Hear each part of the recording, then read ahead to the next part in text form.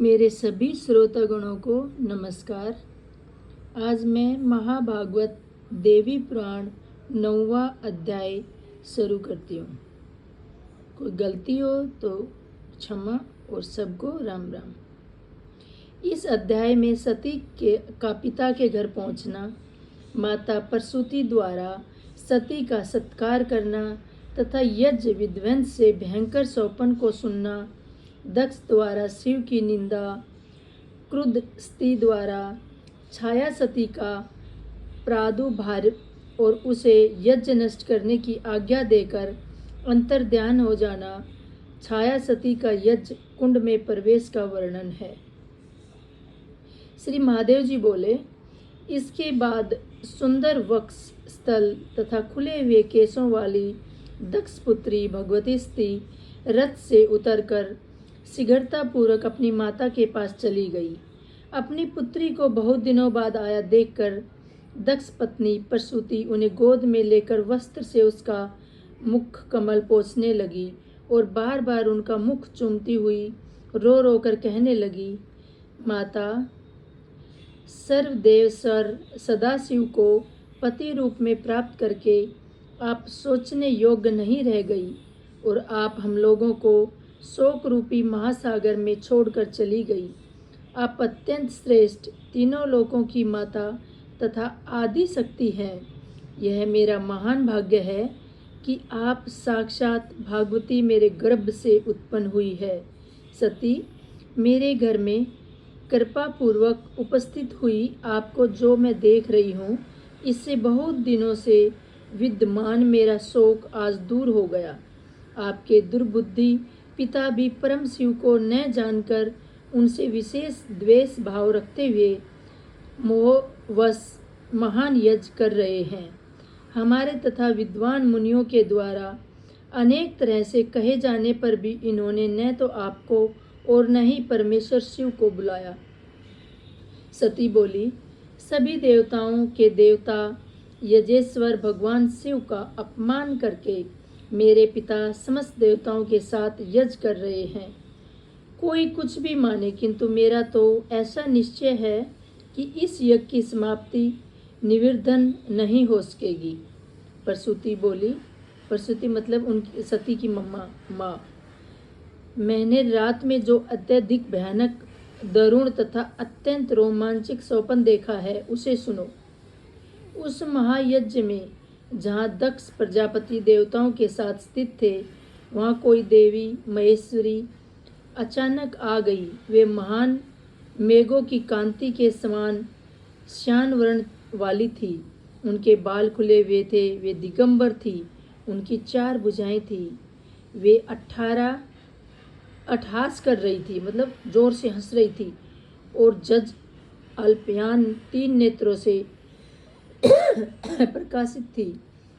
उन्हें देखकर दक्ष प्रजापति आश्चर्यचकित हो गई और उन्होंने विनयपूर्वक कहा, आप कौन हैं, किसकी पत्नी है और यहाँ क्यों आई है? उन्होंने कहा, क्या आप नहीं जानते कि मैं आपकी पुत्री सती हूँ? इसके बाद दक्ष प्रजापति ने शिव की निंदा करते हुए बहुत तरह की बात कही। उसे सुनते ही वे बड़े क्रोध से यज्ञ अग्नि में कूद पड़ी।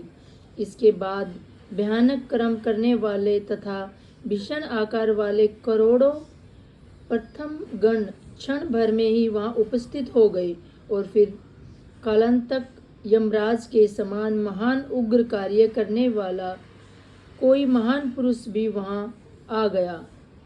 उसने विष्णु आदि प्रमुख देवताओं को जीतकर प्रथम गणों के साथ महायज्ञ का विध्वंस कर डाला और दक्ष प्रजापति का सिर काट लिया। अब वे दक्ष प्रजापति मुख विहीन होकर यज्ञ कुंड के किनारे पड़े रहे। कोपिन वस्त्र धारण किए हुए, जटा मुकुट से सुशोभित महान उग्र वाले वे सभी प्रथम गण क्रोधित होकर उन दक्ष प्रजापति को खाने को उद्यत हो गए। अपने समस्त अंगों में भस्म लपेटे तथा हाथों में शूल, पास और खड्ग धारण किए हुए वे उनका रक्त पी रहे थे और हंस रहे थे। तब दक्ष के सभी नगरवासी ऐसा देखकर व्याकुल बेचैन हो उठे और रोते हुए हाहाकार करने लगे। तत्पश्चात ब्रह्मा जी ने देवादिदेव सदाशिव की विनयपूर्वक प्रार्थना करके उन्हें स्वयं बुलाकर कहा, इन दक्ष प्रजापतियों को अवश्य ही जीवित कीजिए। विभो देव इस यज्ञ का समापन कीजिए और मुझ पर प्रसन्न होइए।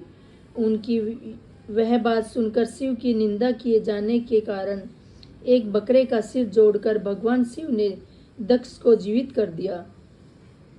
रात में थोड़ा शेष रहने पर मैंने इस प्रकार का स्वप्न देखा था और आज वही श्याम वर्ण वाली तुम मेरे बगल में आई हुई हो। मैंने जैसे स्वप्न में देखा था तुम वैसे ही दिखाई पड़ रही हो और दक्ष प्रजापति के विषय में जैसे देखा था वही होने वाला है, क्योंकि जिस देवी को मैंने स्वप्न में देखा था तुम वैसे ही दिख रही हो। माता, यह स्वप्न कभी विफल हो सकेगा और शिव निंदा का समुचित फल प्राप्त कर ये दक्ष क्या अपनी मूर्खता का त्याग करेंगे? वे तत्व तुम दोनों को जानकर शीघ्र ही अपना द्वेष त्याग देंगे। पुत्री, तुम चिरंजीव हो और तुम्हारी कभी भी कोई हानि न हो। यह वियोग स्वप्न मात्र ही हो, प्रत्यक्ष में तुम दोनों दीर्घ आयु प्राप्त करो। तुम जिसकी अपनी हो वह निश्चय ही शोक करने योग्य नहीं है, वह धन्य है और भगवान है। तुम कभी भी मेरा त्याग मत करना, क्योंकि मैं तुम्हारी माँ हूँ। श्री महादेव जी बोले, इस प्रकार माता से सम्मान प्राप्त करके सती ने उन्हें प्रणाम किया तथा उनसे आज्ञा लेकर वे शीघ्र ही दक्ष प्रजापति के पास चली गई। उसी समय दक्ष ने नगरवासी एकत्र हो गए, आपस में विचार करने लगे कि ये कैसा महान आश्चर्य है। संपूर्ण के समान, श्रवण के समान और गौर अंगों एवं शांत रूपवती सुंदरी सती अब काले मेघ के समान वर्ण वाली तथा भयंकर रूप वाली कैसे बन गई?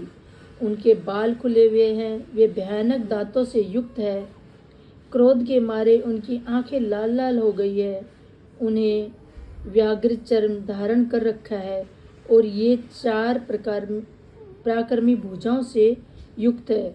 इस यज्ञ की देव सभा में इस तरह से उनका आगमन क्यों हुआ है? ऐसा मानता हूँ कि संपूर्ण जगत को क्षण धर्म मात्र से में ग्रस्त कर लेगी। आज दक्ष प्रजापति की न जाने क्या गति होगी। इनका अपमान करके ये दक्ष प्रजापति देवताओं के साथ यज्ञ कर रहे हैं, निश्चय ही उसी का फल प्रदान करने के लिए ये नाराज होकर आई हुई है।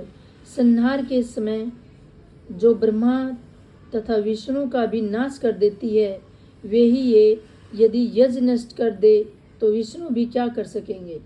इसके बाद यज्ञशाला में आकर स्त्री ने भगवान शिव के विद्वेष जनित हर्ष से परिपूर्ण उस दक्ष प्रजापति को देखा।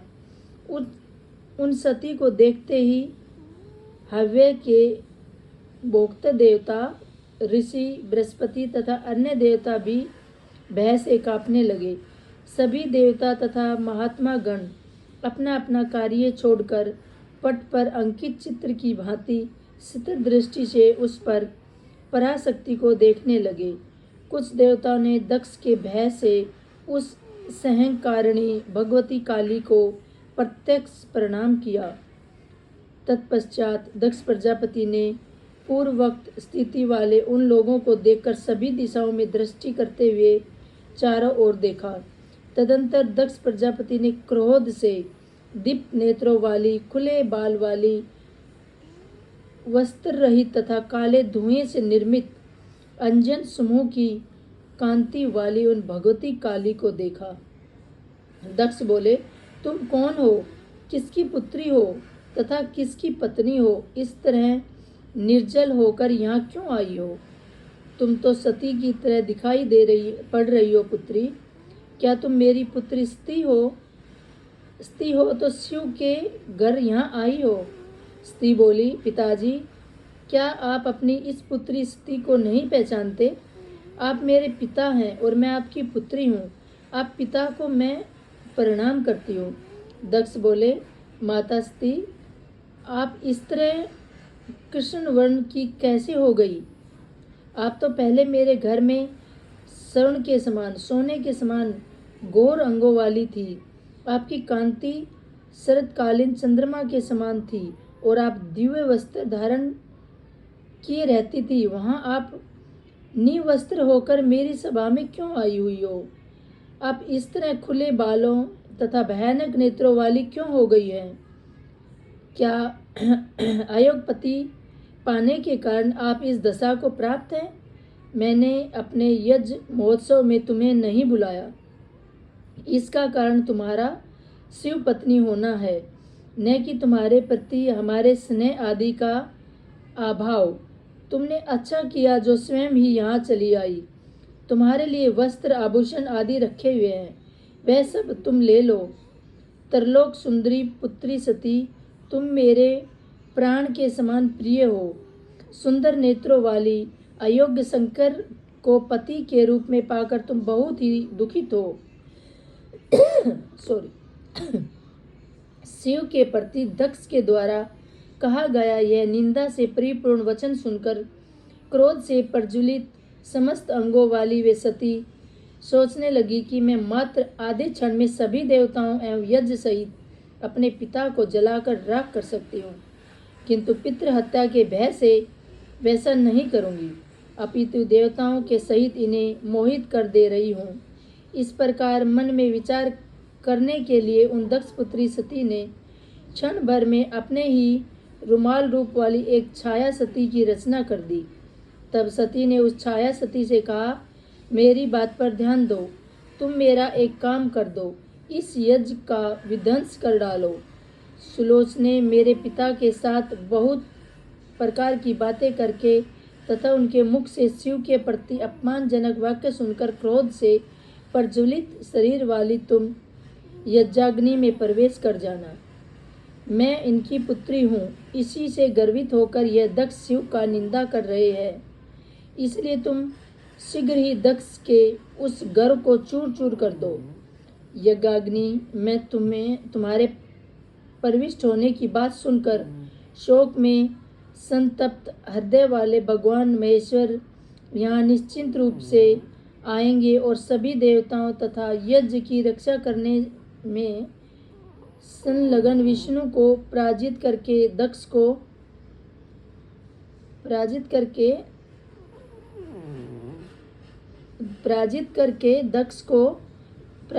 यज्ञ को नष्ट कर देंगे और पिता का वध कर डालेंगे। छायाकाली ने ऐसा कहकर मुस्कान भरे मुख वाली महाकाली स्वयं अंतर्ध्यान होकर आकाश में स्थित हो गई। मुनिश्रेष्ठ, उस समय मेरी मृदंग और तुम्हारी आदि बाजे बजने लगे, तुरही आदि बजने लगे, महोत्सव होने लगे और भारी पुष्प वर्षा होने लगी। उन देवी के निकट रहने पर भी उनकी माया से मोहित होने के कारण किसी देवता और महर्षि ने यह सब नहीं देखा। इसके बाद छाया सती ने क्रुद्ध होकर दक्ष प्रजापति से कहा, तुम अज्ञानवश देवाधीश सनातन शिव तथा मुझ सती की निंदा क्यों कर रहे हो? दुर्बुद्धि, यदि कल्याण चाहते हो तो अपनी वाणी पर निरंतर रखो, अन्यथा महामूर्ख, शिव की निंदा करने वाली तुम्हारी इस जीभ को मैं काट दूंगी। जो तुम देव सभा में बहुत काल से परमेश्वर शिव की निंदा करते रहे हो, उसका फल आज ही तुम्हें मिल जाएगा। ऐसा मुझे लगता है, जो मनुष्य संपूर्ण लोकों के एकमात्र का कारण महेशान शिव की निंदा करता है, वो परमात्मा सदाशिव उनका सिर काट कर रख देता है। दक्ष बोले, अल्प बुद्धि बालिके, मेरे सामने ऐसी बात फिर मत करना। शमशान में रहने वाले उस दुराचारी को मैं जानता हूँ। दुर्मति, तुमने स्वयं ही अपनी बुद्धि से भूत गणों के अधिपति शिव को पति रूप में धारण किया है। अब उसी के पास जाकर अपने योग्य परम सुख प्राप्त कर रही हो। मैं प्रजापति दक्ष हूँ। ऐसा सभी देवताओं तथा देवियों को मालूम है। मेरे आगे तुम शिव की प्रशंसा क्यों कर रही हो, जिसे मैं सुन नहीं सकता। पर छाया सती बोली, दक्ष, मैं फिर कह रही हूँ, यदि तुम अपना कल्याण चाहते हो तो पाप बुद्धि का त्याग कर दो और भक्ति पूर्ण भगवान सदाशिव की उपासना करो। यदि तुम पुण्य अज्ञानवश परमात्मा शिव की निंदा करोगे तो मैं शंभु निश्चिंत रूप से यज्ञ सहित तुम्हें नष्ट कर डालेंगे। दक्ष बोले, कुपुत्री, तुम बुरे चरित्र वाली हो। मेरे नेत्रों के सामने से हट जाओ। मेरे लिए तो तुम उसी समय से मत हो गई हो जब तुमने शिव को पति के रूप में प्राप्त किया था। तुम मुझे बार बार अपने पति रुद्र की याद क्यों दिला रही हो, जिसने कि मेरे अंदर स्थित क्रोध अग्नि भूसों की आग की तरह बढ़ती जा रही है। कुपुत्री, दुष्ट बुद्धि वाली, तुमने शिव को पति के रूप में प्राप्त किया, अतः तुम्हें देखने से मेरा शरीर शोक अग्नि में दगदग हो रहा है। दूषित अंतकरण वाली, तुम शीघ्र ही मेरी आंखों से दूर हो जाओ। मेरे समक्ष अपने पति की गुणगान मत करो। श्री महादेव जी बोले, दक्ष के ऐसा कहने पर उन भगवती छाया कली ने कोपाविष्ट होकर भयंकर रूप धारण कर लिया और जज कल्याण तीनों नेत्र अत्यंत प्रकाशित थे। उनका मस्तक नक्षत्र लोक पहुंचा हुआ था। उनका मुख फैला हुआ था। पैरों तक लटकने वाले खुले हुए केस पौष में से सुशोभित हो रही थी। वे मध्याह्नकालीन हजारों सूर्यों की कांति के समान थी और प्रलय काल के बादलों के समान प्रतीत हो रही थी। तत्पश्चात क्रोध के दीप्त अंगों वाली उन महेश्वरी ने बार बार अट्टहास करके गंभीर वाणी में दक्ष से कहा, मैं केवल आपकी आंखों